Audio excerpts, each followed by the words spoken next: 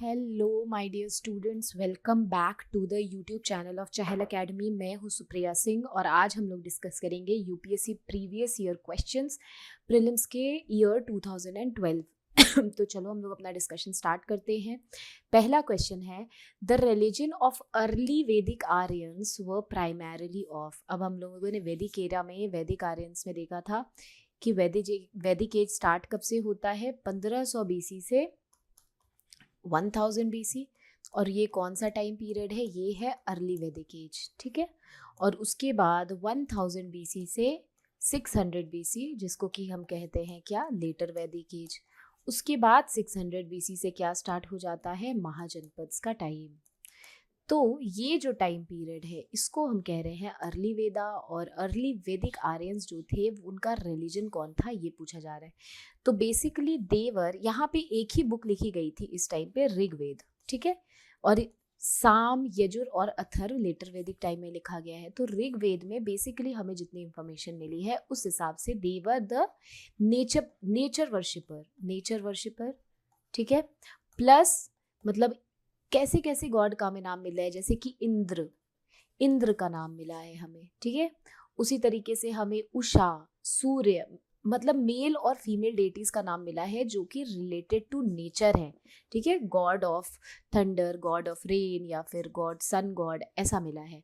और प्लस हमें क्या मिला है यहाँ पे, यज्ञ के बारे में, मतलब यज्ञ के बारे में, रिचुअल, सैक्रिफाइसेस, यज्ञ। सो बेसिकली ये दो चीज़ें हमें ऋग्वेदिक में मिला है। और रिलीजन जो अर्ली वैदिक आर्यन का, हम क्या बोल सकते हैं कि भक्ति था। तो नहीं, भक्ति का तो हम लेटर टाइम्स में देखते हैं, 3rd सेंचुरी एडी के बाद।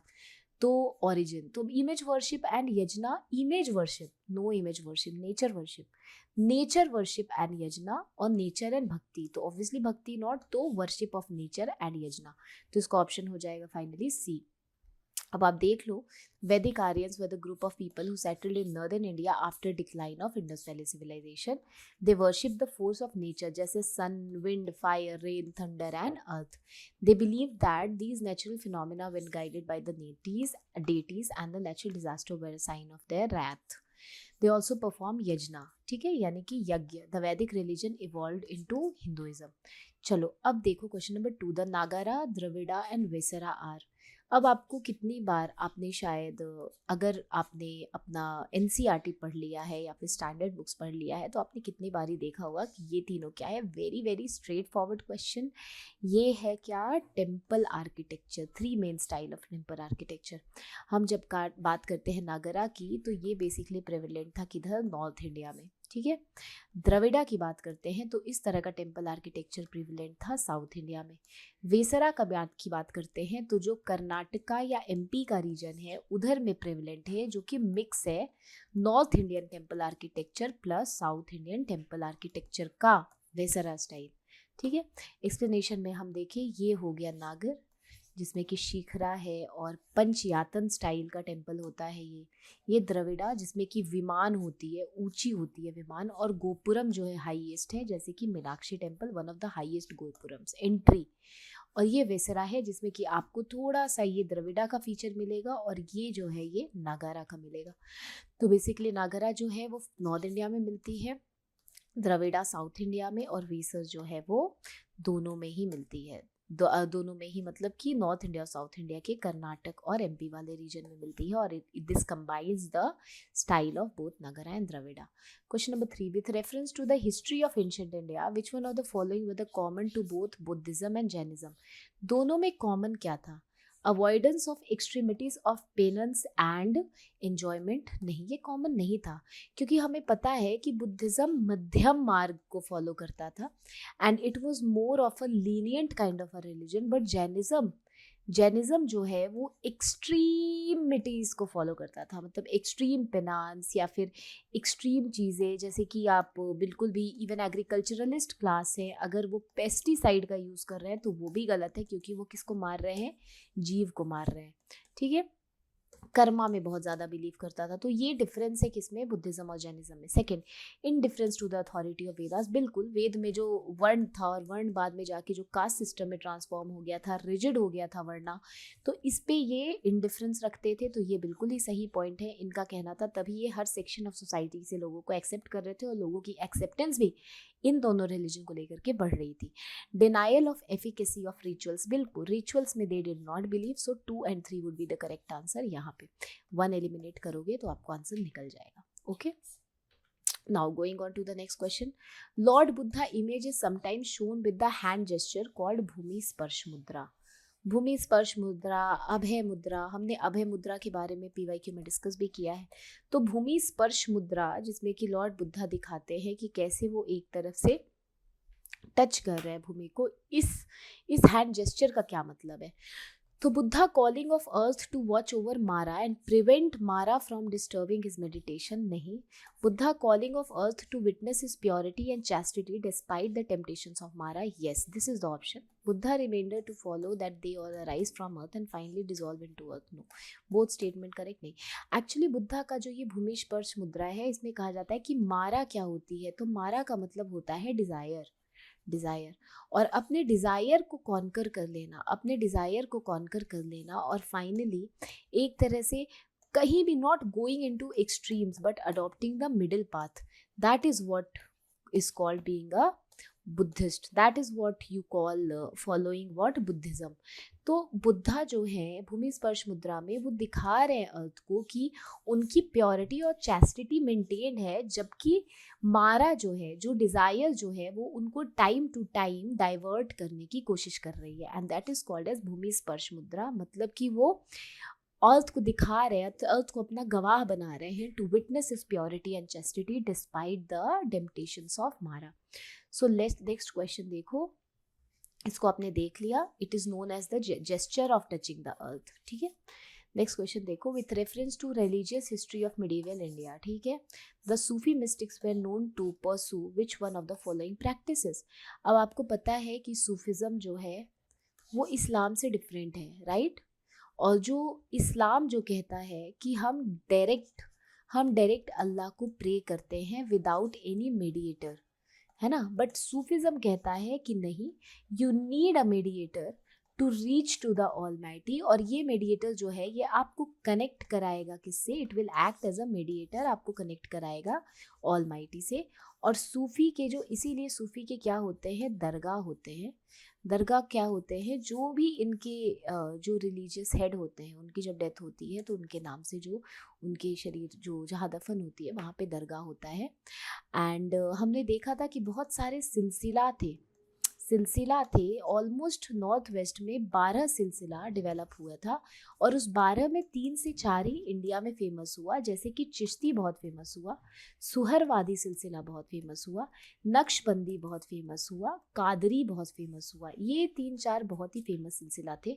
अब चिश्ती जो थे, इनका मेन कहना था, सॉरी सूफिज्म का मेन कहना था लव एंड डिवोशन, ठीक है, थ्रू म्यूजिक। म्यूजिक का मतलब होता था क्या, समा, और समा हो गया क्या, song, devotional song for the almighty, उसको कहते थे ये लोग बेसिकली किसके थ्रू, ये गाते थे, कव्वाली गा रहे हैं या फिर किसी भी तरह का म्यूजिक, समा उसको कहते थे basically, recitation of holy songs अगर हम बात करूं, ताकि वो एक तरह से कनेक्ट डेवलप कर दे आपके लिए गॉड के प्रति। And also they believed strongly in the meditational practices, so basically strong meditation, control of breath, और सीवियर एस्केटिक एक्सरसाइज, जो मॉन्क की जो सीवियर एक्सरसाइजेज होती थी उसमें भी वो लोग बहुत ज़्यादा बिलीव करते थे कि अकेले रह के आपको जो है मेडिटेशन करना है।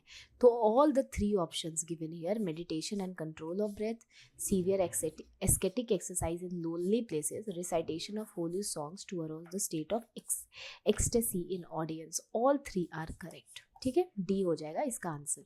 लगता होगा किसी किसी को कि शायद severe ascetic exercise Sufi set नहीं करते हैं, but they do it. So meditation important, severe ascetic exercise important, recitation of holy song. आप अगर देखोगे, अगर आपने पढ़ा होगा तमिलनाडु का 11th स्टैंडर्ड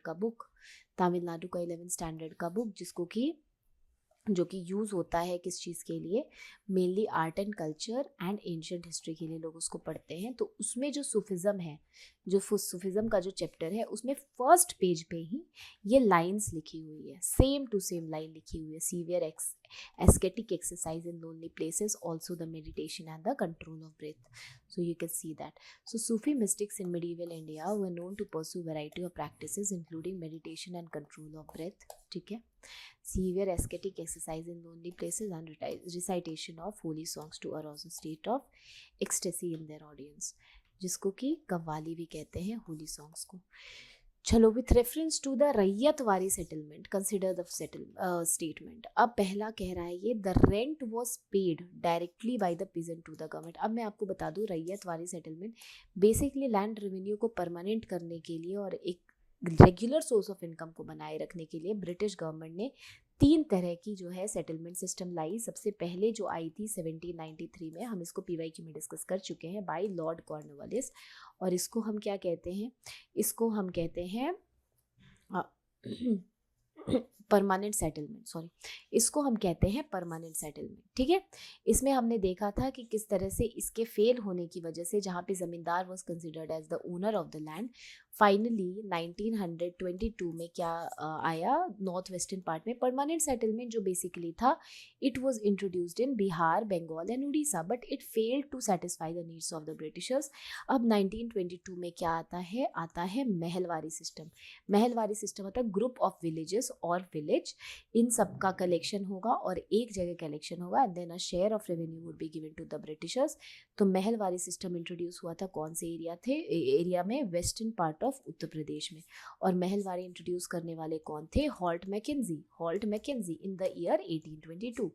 ठीक है, उसके बाद फाइनली साउथ इंडिया में जो है वो शुरू होता है मद्रास वाले एरिया में, कौन सा, रैयतवारी सिस्टम, जहाँ पे कि डायरेक्ट कल्टीवेटर से लैंड रेवेन्यू लेना है, और ये टाइम था 1920s का ही टाइम था। ठीक है, और ये इंट्रोड्यूस करने वाले थे कॉल्ड हॉल्ट मैकेंजी। ठीक है, अब हम ऑप्शंस देखते हैं। The rent was paid directly by the peasant to the government, yes, अभी हमने डिस्कस किया। The government gave pattas to the yes, patta, ryot को पट्टा मतलब कि लैंड का जो है एक तरह से आपको कॉन्ट्रैक्ट दिया जाता था या कागज दिया जाता था कि इतना लैंड आपका है, दैट इज कॉल्ड पट्टेदारी और patta. The land were surveyed and assessed before being tax, बिल्कुल लैंड को असेसमेंट किया जाता था और लैंड को सर्वे किया जाता था उसका टैक्स सेट करने के पहले, कि कौन कितना टैक्स देगा depending on the survey and assessment of the land. So C would be the correct option here. Okay, C would be the correct option. Issuance of patta, direct payment of rent and land survey and assessment. चलो next question, consider the following. Assessment of land revenue on the basis of nature of the soil and the quality of crop.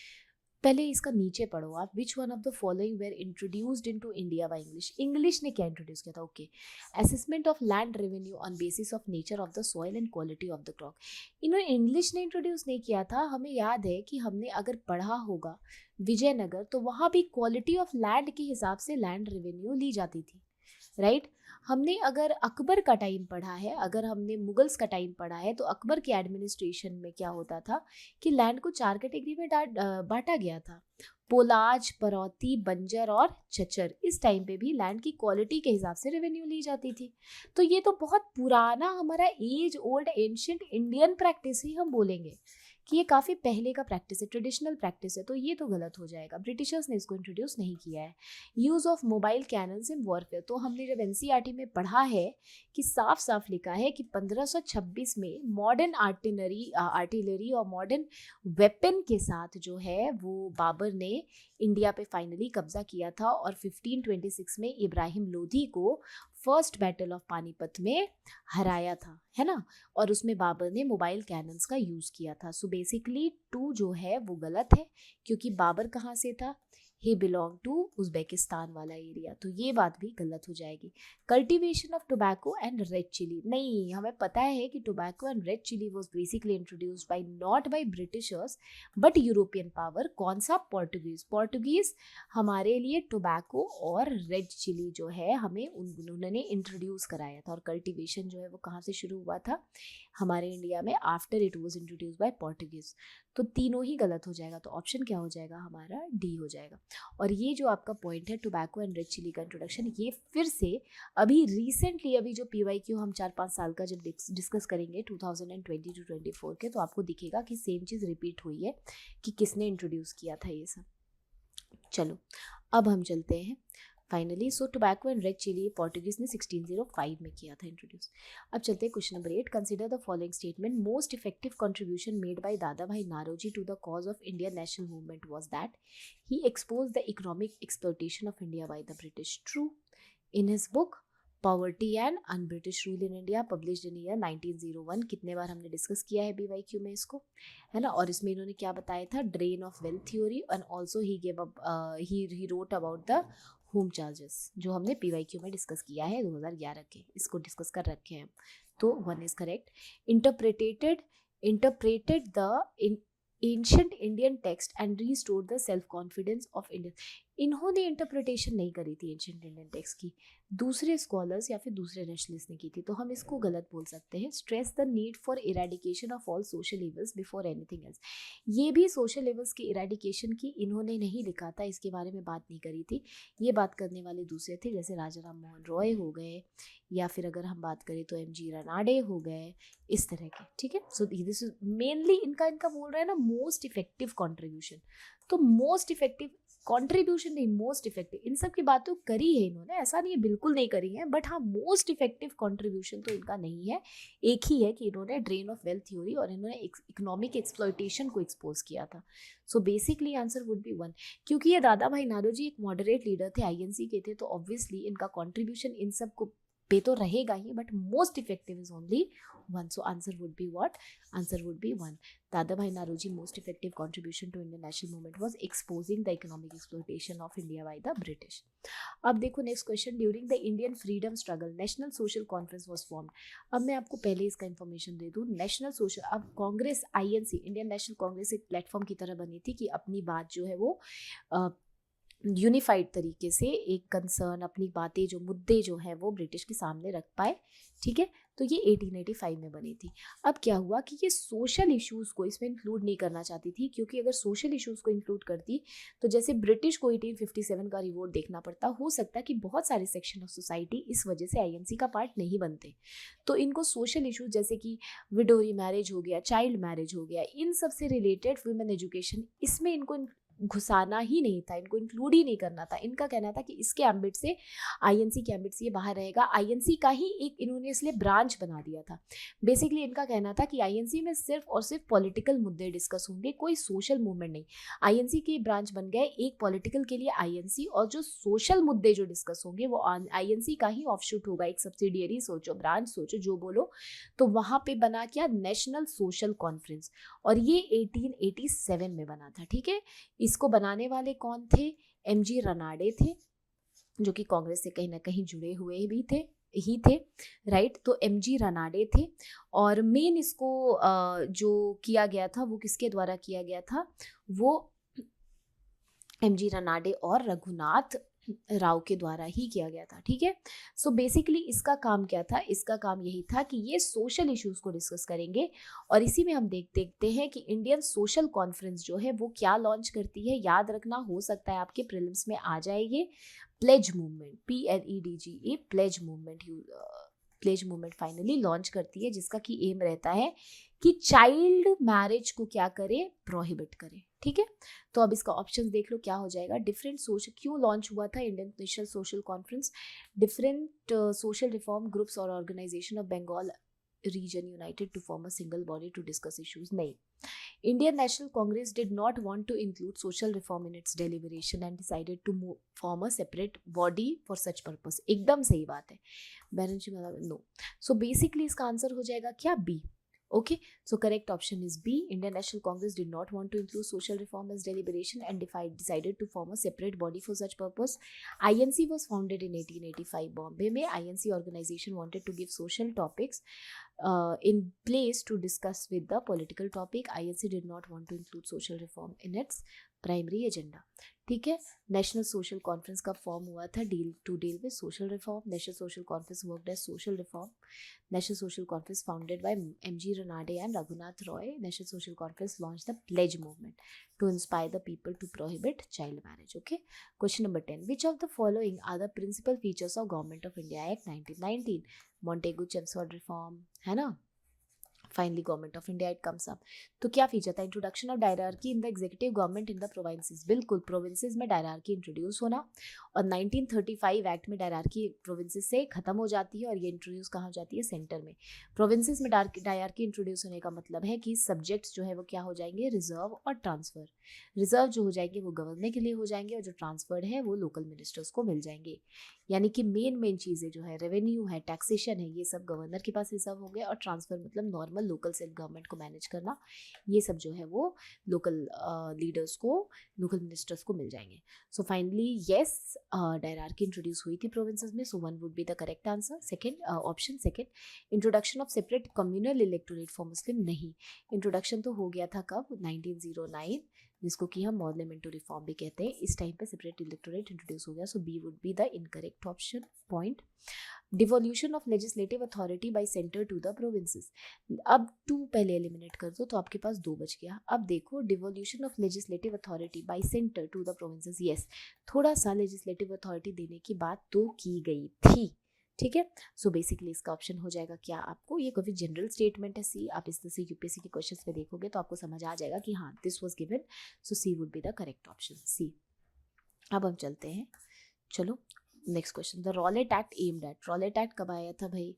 तो 1919 में आया था। इसी में क्या हुआ था कि डॉक्टर सत्यपाल और डॉक्टर सैफुद्दीन खिचलू को अरेस्ट कर लिया गया था और फाइनली जालियनवाला बाग मैसेकर होता है। लेकिन यहाँ पे रॉलेट एक्ट का एम पूछ रहा है, तो आपको पता है ये हमने सेम डिट्टो बोले तो एकदम कॉपी किसका है? पीवाईक्यू। पीवाईक्यू कौन सा ईयर? 2011, जो 2 में आ गया। देखो कैसे पीवाईक्यू रिपीट होता है एकदम बार बार। और रॉलेट एक्ट नहीं भी तो 10 बार पीवाईक्यू से हमने जितना डिस्कस किया है पूछा जा चुका है। तो अब देखो उसमें क्या था कि रॉलेट एक्ट क्या था कि किसी को भी आप बिना ट्रायल के अरेस्ट कर सकते हो। तो compulsory economic support to war efforts, no. Imprisonment without trial and summary procedure for trial, yes. So इसका क्या हो जाए? सप्रेशन ऑफ खिलाफत, नहीं भैया, खिलाफत तो फाइनली 1920 में नॉन कोऑपरेशन खिलाफत मूवमेंट के बाद 19 के बाद इशू होता है, तो ये भी गलत है। रेस्ट्रिक्शंस ऑफ फ्रीडम, नहीं। इम्प्रिजनमेंट विदाउट ट्रायल, है ना, and summary procedure for trial, very easy question. देख लो, correct answer B, imprisonment without trial. Rowlatt Act को क्या कहते हैं? एनार्किकल एक्ट भी कहते हैं, रेवोल्यूशनरी क्राइम एक्ट भी कहते हैं। It was a law passed by the imperial legislative council. Act was passed in response to a perceived threat from revolutionary nationalists. Act gave the government the power to imprison people without trial and conviction and to suspend the right of habeas corpus. Habeas corpus क्या होता है? To present the body of. तो इस right को ही खत्म कर दिया गया था, ठीक है। एक्ट को यूनानिमसली अपोज भी किया गया था इंडियन मेंबर्स के द्वारा लेजिस्लेटिव काउंसिल में, इसलिए इसको ब्लैक एक्ट भी कहा जाता है। इसी के against Mahatma Gandhi nationwide protest movement भी स्टार्ट किया था, जिसको रॉलेट सत्याग्रह कहते हैं। एक्ट कभी भी इम्प्लीमेंट इसीलिए नहीं हो सका। अब चलते हैं next question, question number 12। Mahatma Gandhi undertook fast on to death in 1932, mainly because आपको पता है कि 1932 में रामसे मैकडोनल्ड ने, जो है ब्रिटिश प्राइम मिनिस्टर ने कम्युनल अवार्ड जो है वो अनाउंस किया था, ठीक है। अब ये जो अवार्ड था इसके अकॉर्डिंग जो सेपरेट इलेक्टोरेट थी वो एक्सटेंड होने वाली थी, किसके लिए? डिप्रेस्ड क्लासेस के लिए। क्योंकि B.R. अम्बेडकर पूरी की पूरी 3 राउंड टेबल कॉन्फ्रेंसेस अटेंड किया था उन्होंने, B.R. अम्बेडकर ने। और इन तीनों कॉन्फ्रेंसेस में इन्होंने पिच किया था अपना आइडिया कि हमें सेपरेट इलेक्टोरेट चाहिए, किसको? डिप्रेस्ड क्लासेस के लिए।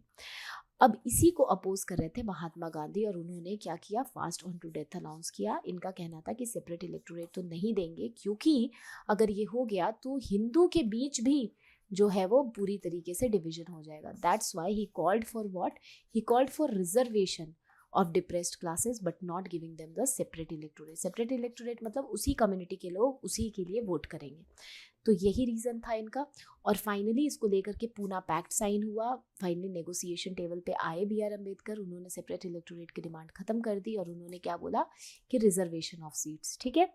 अब इसी के बारे में कह रहा है, और ये पूना पैक्ट साइन हुआ था कब? 24 सितंबर 24 सितंबर 1932 में। अब देखो कि गांधी जी ने फास्ट ऑन टू डेथ क्यों किया था, तो हमने स्टोरी सुन ली।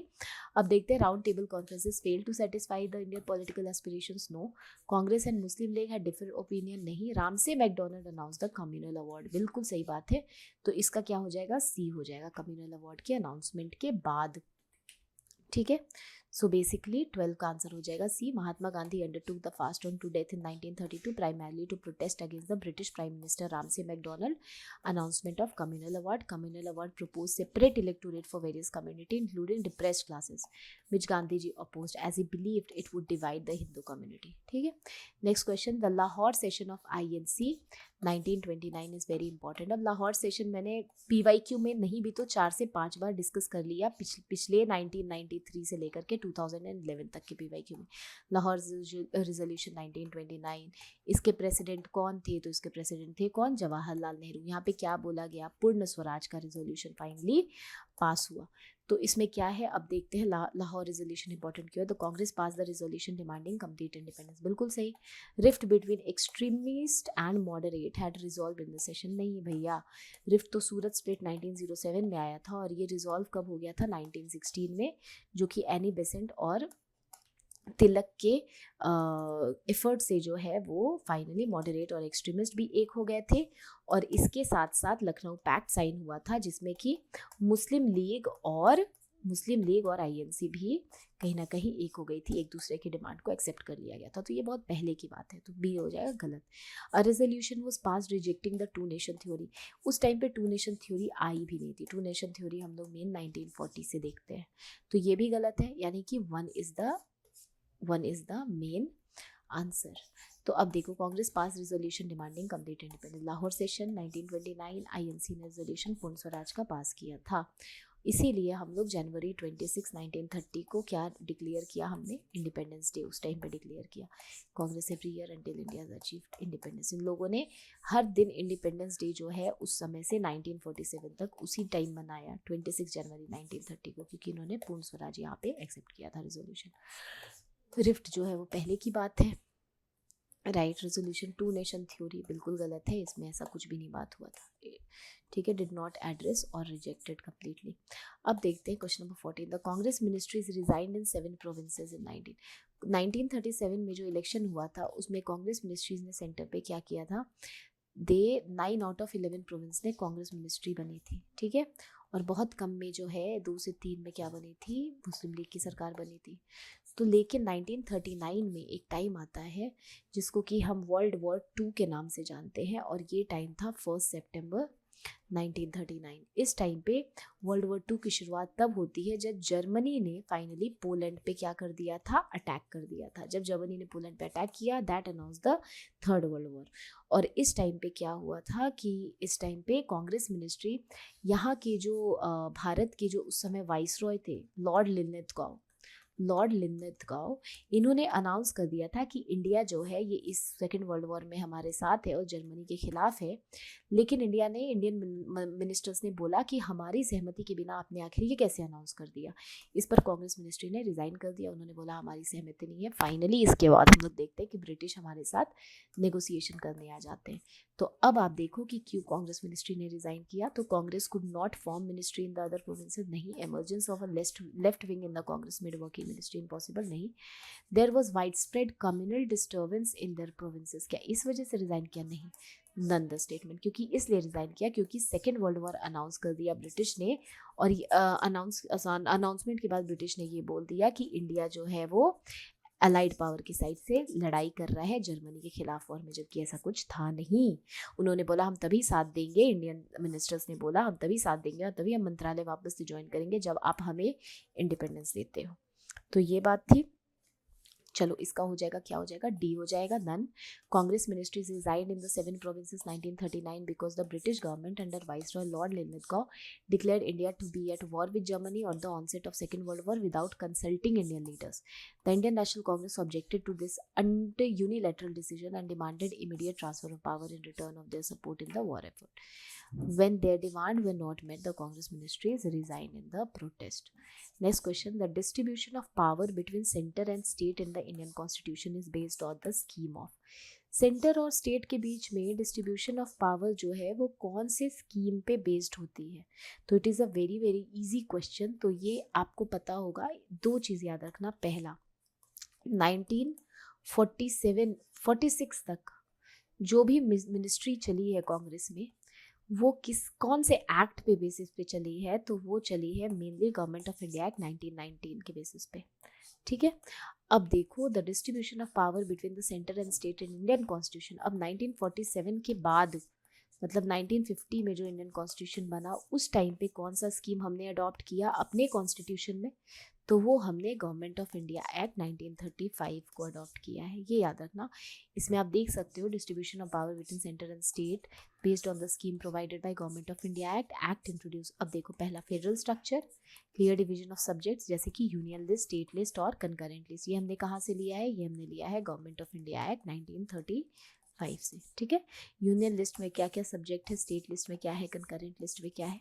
यूनियन लिस्ट में जिसपे सिर्फ यूनियन सेंट्रल गवर्नमेंट लेजिस्लेट कर सकती है, स्टेट लिस्ट जिसमें कि स्टेट गवर्नमेंट लेजिस्लेट कर सकती है, और कंकरेंट जिसपे कि दोनों ही कर सकती है।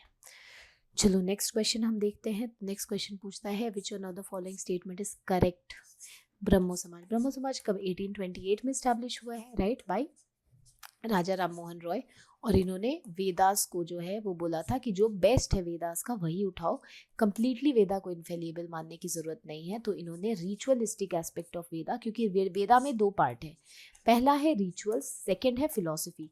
तो इन्होंने रिचुअलिस्टिक एस्पेक्ट ऑफ वेदा को मना कर दिया था और फिलोसॉफिकल एस्पेक्ट को एक्सेप्ट किया था, और कहा था कि फिलॉसफी ऑफ वेदा को आप क्या कर सकते हो, आप अपने जीवन में उतार सकते हो, फॉलो कर सकते हो। और इसी को कहते हैं commentary on Vedas. Commentary on Vedas, जिसको कि हम एक और नाम से जानते हैं, क्या? उपनिषद्स। तो बेसिकली ये उपनिषद्स को सपोर्ट करते थे, वेदास को नहीं करते थे, ये याद रखना। अब चलते हैं आगे। It opposed idolatry. बिल्कुल, ये यूनिवर्सल मोनोथीज्म, ये मोनोथिस्टिक मोनोथिज्म को फॉलो करते थे। He was a proponent of universal और मोनोथिज्म, नॉट आइडोलेट्री। तो ये तो गलत है, बिल्कुल सही बात है। Which of the following statement is correct? तो this statement is correct, one is correct. तो 1-1-1, चलो सी कर लो। It denied the need for a priestly class to interpret the religious text. It denied the need for a priestly class to, बिल्कुल सही बात है। इन्होंने डिनाई किया था कि प्रिस्टी क्लास की हमें ज़रूरत नहीं है इंटरप्रिटेट करने के लिए, हम खुद से भी पढ़ सकते हैं। His interpretation is not important.